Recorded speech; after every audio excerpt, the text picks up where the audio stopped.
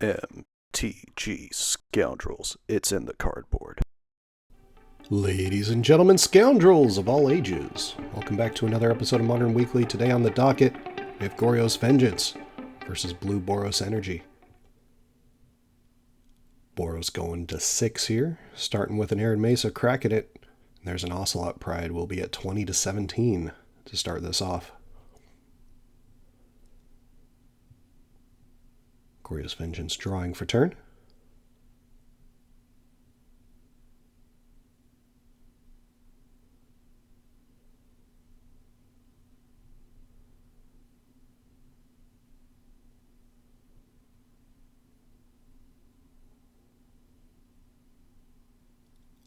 Playing a tapped Watery Grave and passing the turn. Untapping, drawing. There's the blue-white Surveil land. Putting a Fable into the bin. And there is a Guide of Souls. Ocelot Pride attacking. We'll get in for 1. Bring us to 19-18. End step. We'll go to 19 all with the cat token coming in off the life gain of Ocelot Pride. Oh, maybe not. Oh, looks like a white card might be getting exiled here.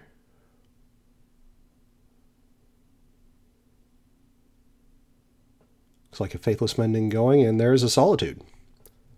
And I'll take out the Guide of Souls. So 1 life being gained off of the Solitude, exiling the Guide of Souls.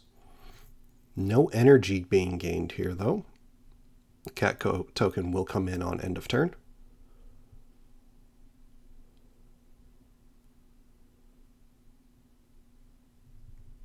And passing.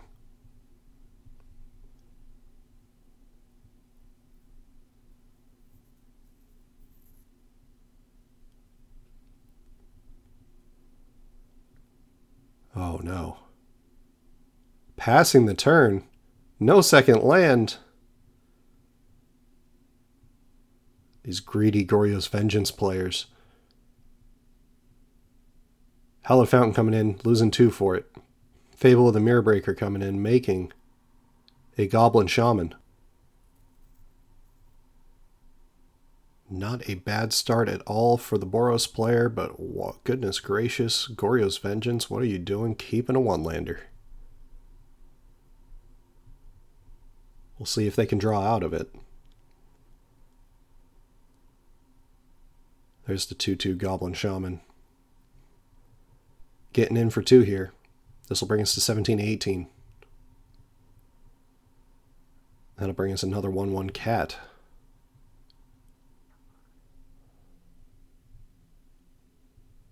There it is.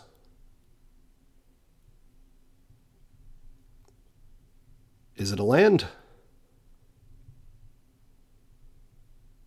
Oh no. Oh no. Even the Boros player is rubbing their head in disbelief. Oh goodness. So many good spells to cast and no mana to cast them. Here we are, untapping.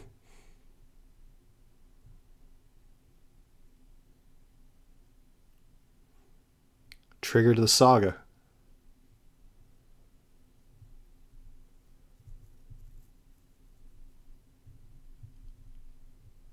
Choosing not to discard, attacking in for 5 here. Make a treasure. That'll bring us to 12-19.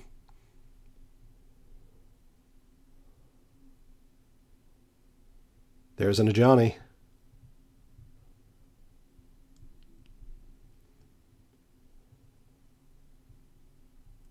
And there's a Mockingbird copying the Ajani. Legend rule trigger. Another cat token getting made. Ajani flips.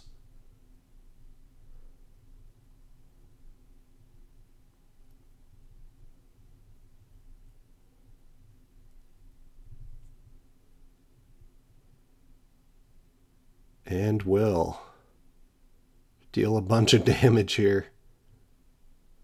Bring us to 5 to 19 off of using its 0 ability. And that will be game.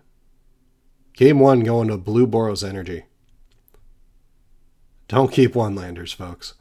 Thank you all so much for watching us here at MTG Scoundrels. If you enjoy our content, please like and subscribe. Be a friend, tell a friend. Goryos Vengeance probably bringing in a little bit more removal. Blue Boros Energy probably bringing a certain amount of graveyard hate in.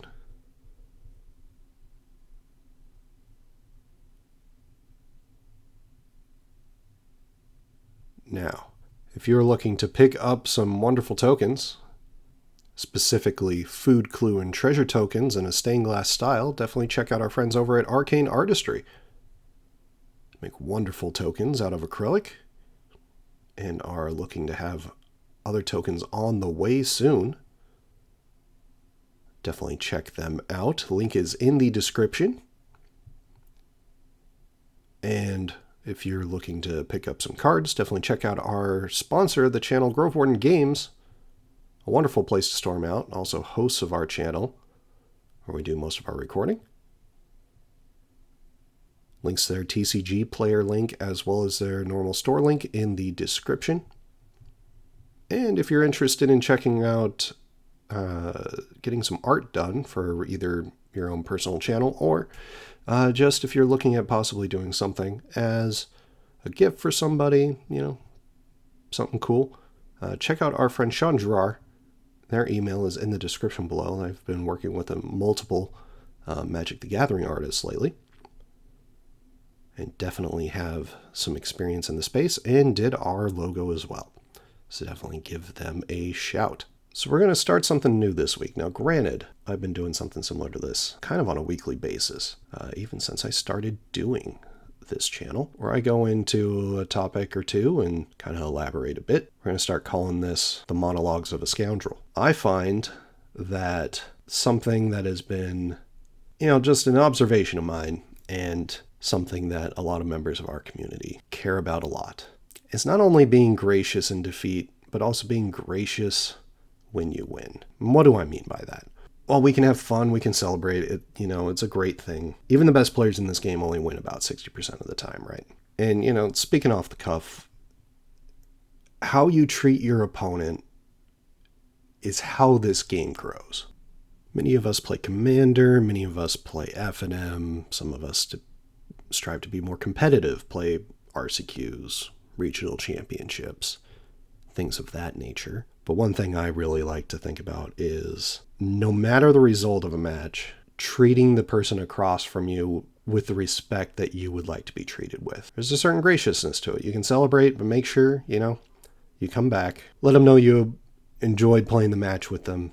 Give them a fist bump, give them a handshake, say something nice. It goes a long way. Most of us continued playing this game because of how somebody treated us when we first started. And equally, somebody will stop playing this game because of how they were treated. And those things stick with me. And yes, ironically, we are called MTG Scoundrels. But the key word there is ironically. Though we may slip up at times, we are all human in this day and age where more and more people are being marginalized. Take a moment to assess how you are being positive or negative in your community and how that may affect someone else. It's pretty simple. Be what you want to see in your Magic the Gathering community. And that really just applies to everything in life. I just know I want to be someone who brings our community together, and I take great pride in that. And I hope you take great pride in that as well for your Magic the Gathering community. All right, now that we are off the sentimental soapbox, that has been my monologue of a scoundrel. And now we're going to get into game 2 here. Hopefully the Goryos Vengeance player keeping more than one land. Both players looking at their 7s.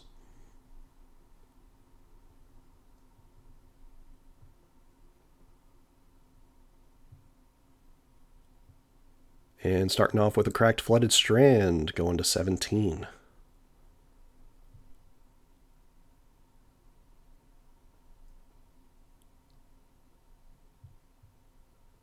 Finding a sacred foundry.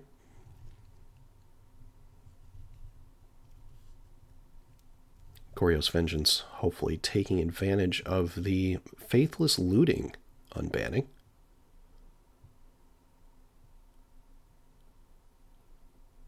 There we are. Draw 2, discard 2. Technically down a card, thanks to the casting of Faithless looting.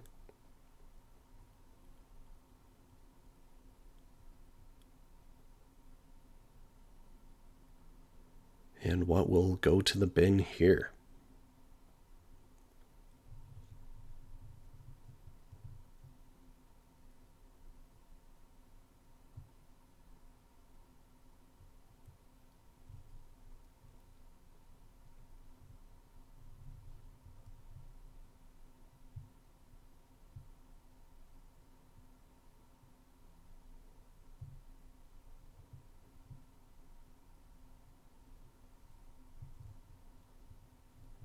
Still deciding. Must be a difficult choice.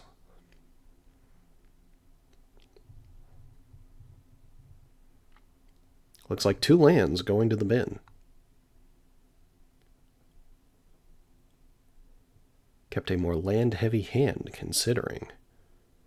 The result of Game 1?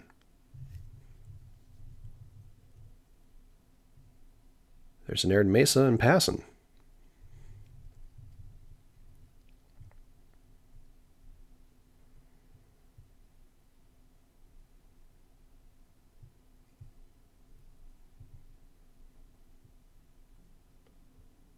There's a polluted delta, that'll get cracked.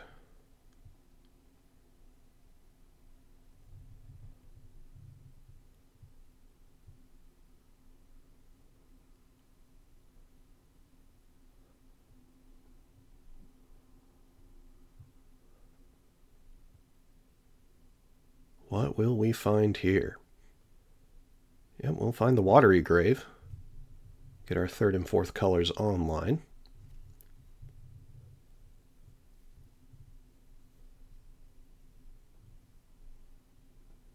That'll bring us to 14 to 20.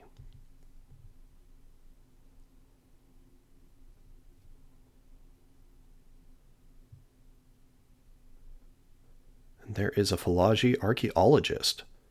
Mill 3. Decide which card I would like to put back to hand, and if they don't, you can put a +1/+1 counter, but it looks like Goryos Vengeance is going to go to hand here. The Archaeologist being an 0-3. End step, Arid Mesa going to get cracked.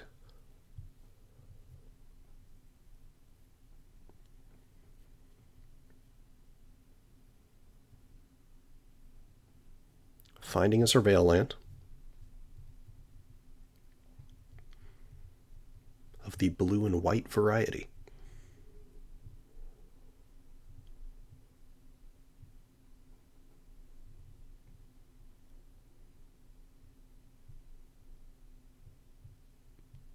Behind Modern Horizons 3, Surveil lands may in fact be the best cards printed this past year.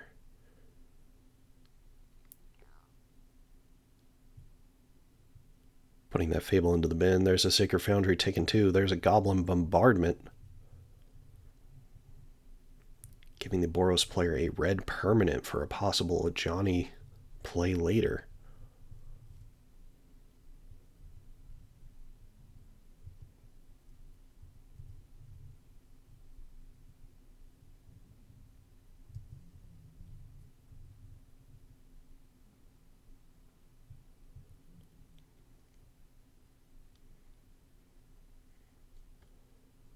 There's a Hollowed Fountain, taken 2.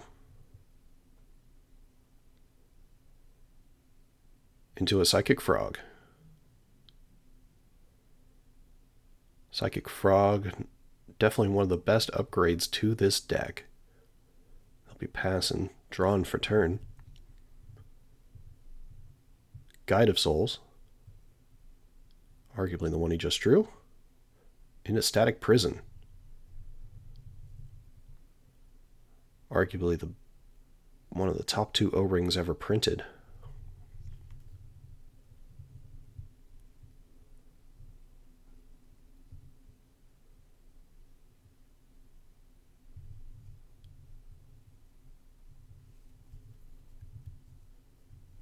Planes for turn.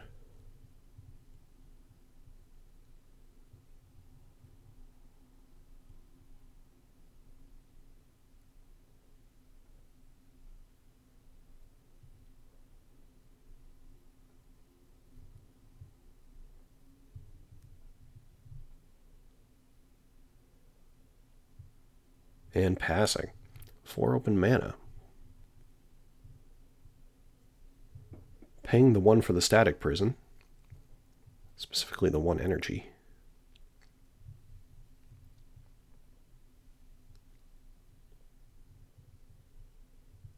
Speaking of the Ajani, there it is. That'll bring a token. And I'll gain 2 life, bringing us to 12 to 19. And 3 energy. Guide of Soul's attacking here. Ooh, deciding if they're going to go ahead and use the energy or not. Looks like not. Wanting to maybe create a weird situation here. Or bluff something against that 0-3. These Goryos Vengeance decks do play a lot of Ephemerate, so you do have to look out for that.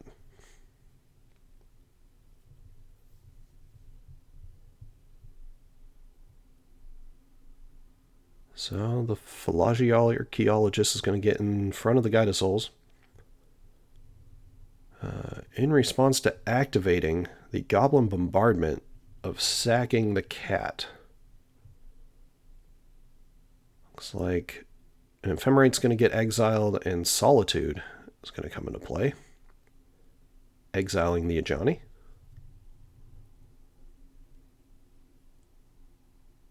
One life being gained for the Boros player. And 1 life lost for the Goryos Vengeance player. Bring us to 11 to 20.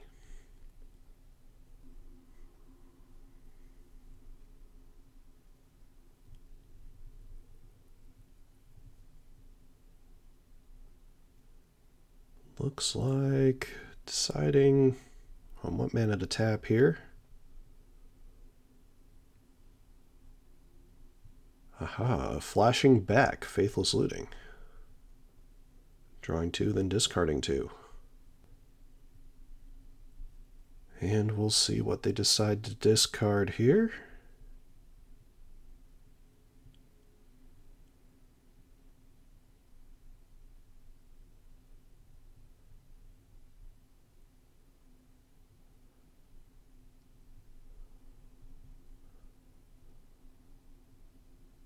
Unsure what targets they had in the graveyard. Aha, looks like they're putting recently printed Kiora into the bin. Played a land for turn, taken 2. Casting Goryos Vengeance to bring back Kiora the Rising Tide. When it enters, draw 2, then discard 2. So there are enough cards in the graveyard. That'll bring an 8/8. There's also a draw 2, discard 2 loot trigger here. We'll see if that is remembered. A lot of reading of the card. Can tell hasn't seen too much play outside of some fun Dimir stuff. There's the draw trigger. Discarding a land and a Disruptor Flute. Passing the turn. That Kiora should be sacrificed here. There we go.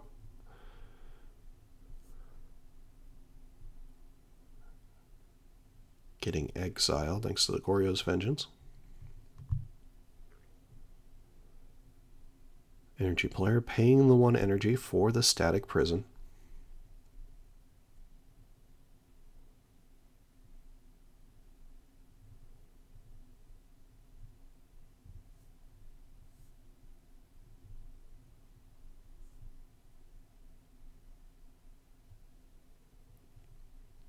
The real decision here is deciding what to do about that 8/8.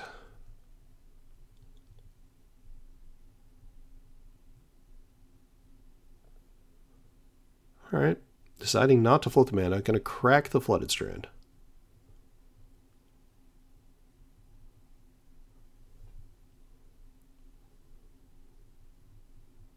Finding a Plains.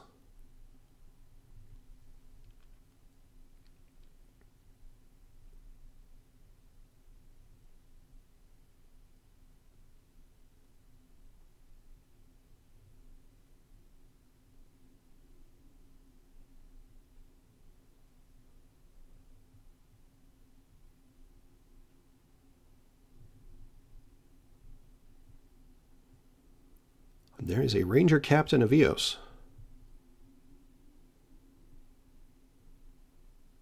That'll gain 1 life and an energy.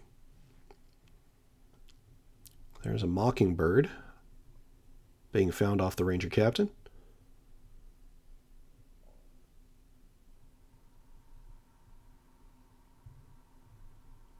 Not a bad find.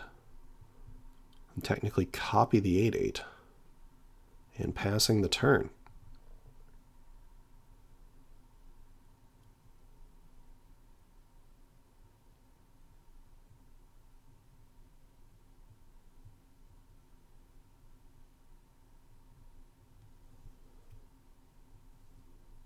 There's a Psychic Frog. Free discard outlet online. The 8/8 is going to come rumbling and tumbling. Taking the 8, going to 9. And passing the turn. 9 all.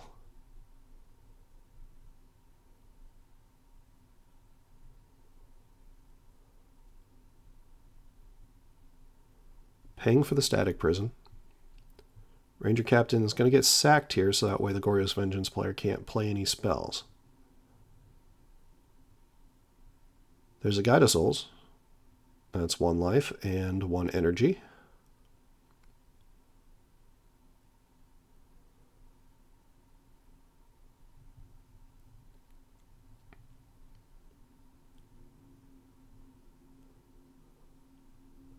There is a Mockingbird copying the 8/8 Kraken token. Gaining 2 life and 2 energy.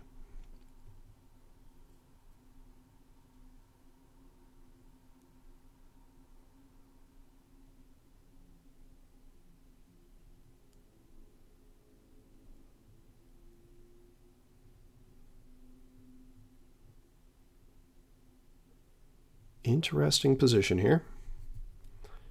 We know from earlier a galvanic discharge was shown. Looks like still in hand.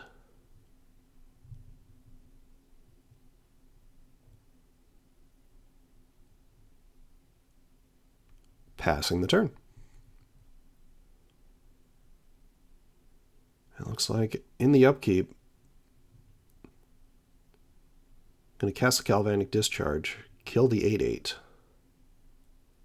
No energy left. So it means that Static Prison is going to let that Psychic Frog go free.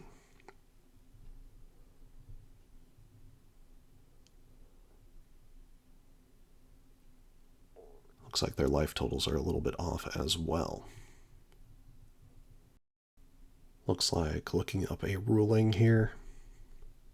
And that's all right. While we're waiting on that, thank you all so much for watching us here at MTG Scoundrels. I know I have been sick. It's delayed the release of this video. We appreciate all of you. Hopefully you're enjoying your time.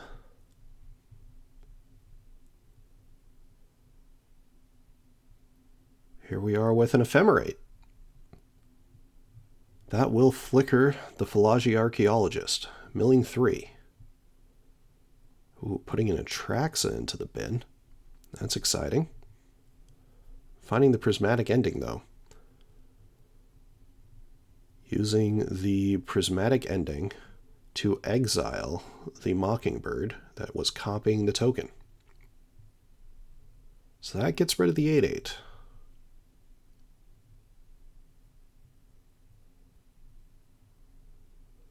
Still, 2 Guided Souls on board is a scary proposition.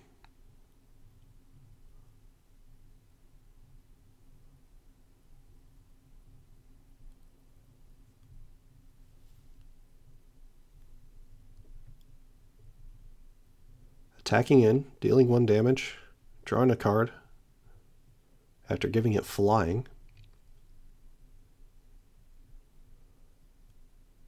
By exiling 3 cards from the bin.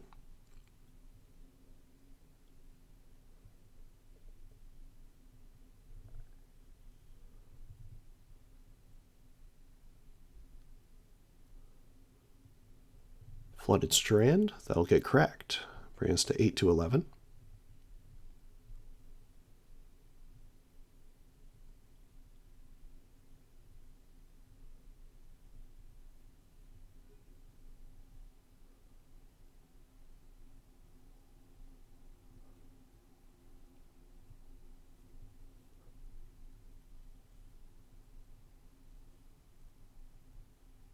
Probably finding one of those basics that are left.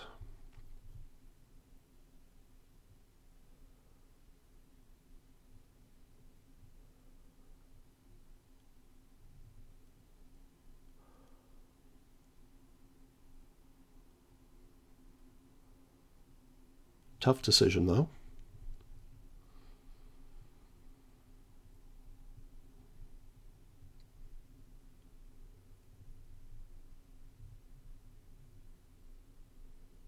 Alright, never mind. Gonna find a tapped Sacred Foundry here.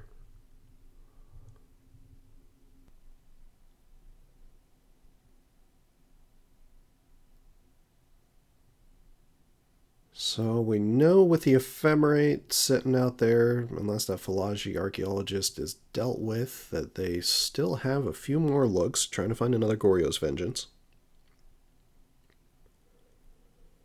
And we see a pass here. Static Prison's going to get sacrificed. Psychic Frog coming back into play.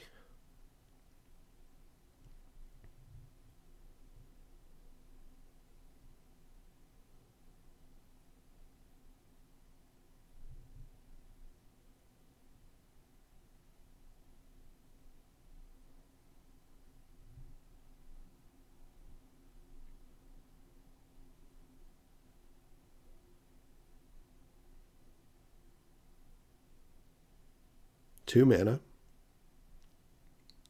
Ooh, dropping the Rest in Peace.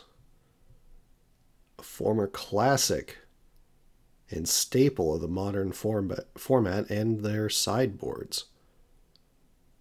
And there is an Ocelot Pride. Gaining 2 life. Gaining 2 energy.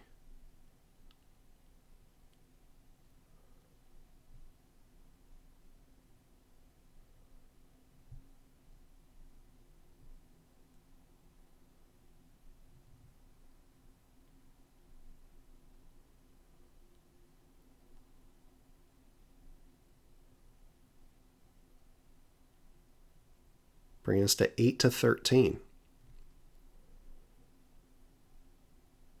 Moving to the end step. Only 9 permanents. Or 8 permanents, excuse me. The 9th coming in now. The 1/1 cat token from gaining a life, thanks to Ocelot Pride. 2 life will be gained here from the cat coming in, and 2 more energy. Passing the turn. Rest in Peace, one heck of a card. Doesn't stop the selection of the Faithless archaeologist here, though. The Ephemerate is going to get cast. It's going to flicker it. Whew, there's a Grizzlebrand. That's going to get exiled. Choosing the Ephemerate again here.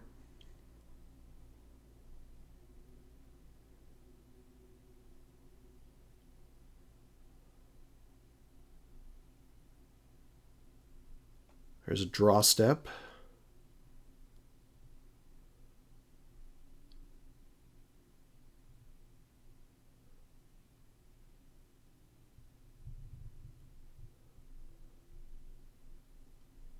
Though I don't believe that's been done yet. Nope, there's the draw. That's 4 looks at a way to deal with this rest in peace.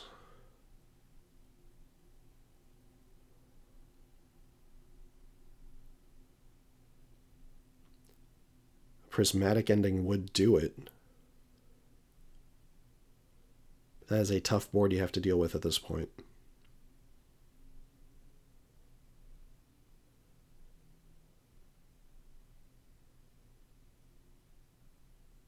Though a solitude that gets ephemerated would also do the job.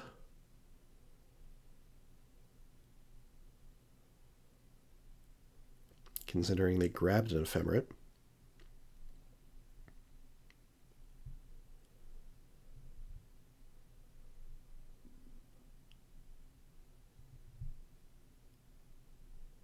Both players discussing outcomes.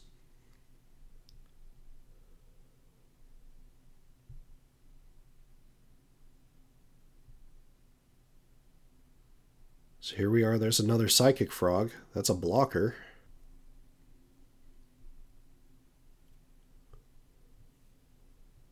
But still, that rest in peace really just messes with your plans.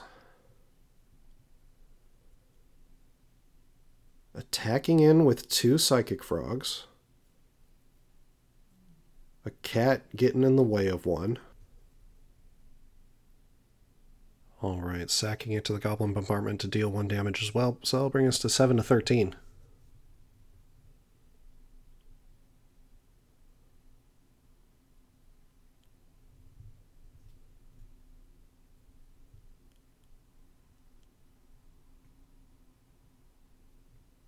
Only drawing 1 card because only 1 damage was dealt to the opponent.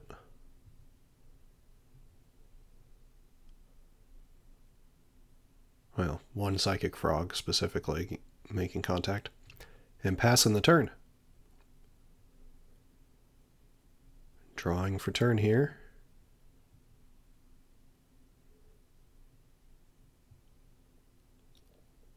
Ocelot Pride is going to get jumped.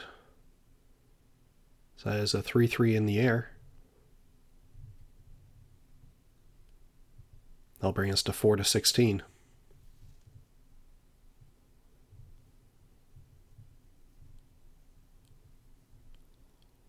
And there is an expressive iteration. Former all-star of the modern format. Looking at 3. Exiling 1, putting 1 in hand. Putting the other on the bottom of the library.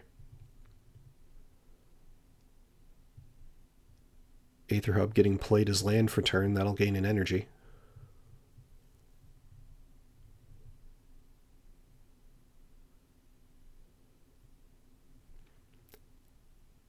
A cat will come into play. Another cat will come into play. And that is 4 creatures with a goblin bombardment out. Despite being at 4 to 20. That's enough to deal lethal.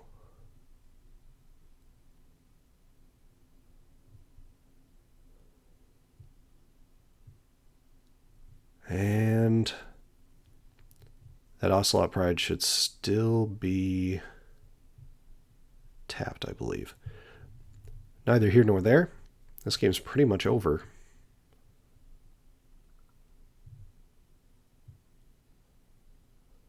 Untapping.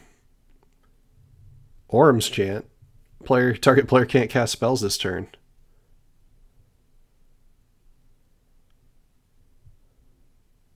There's an ephemerate to take a gander at what to see. But that wouldn't have ended up being good enough. Your final. Blue Boros Energy beating Goryo's Vengeance. Thank you all so much for watching us here at MTG Scoundrels. If you enjoy our content, please like and subscribe. And we will see you all next week.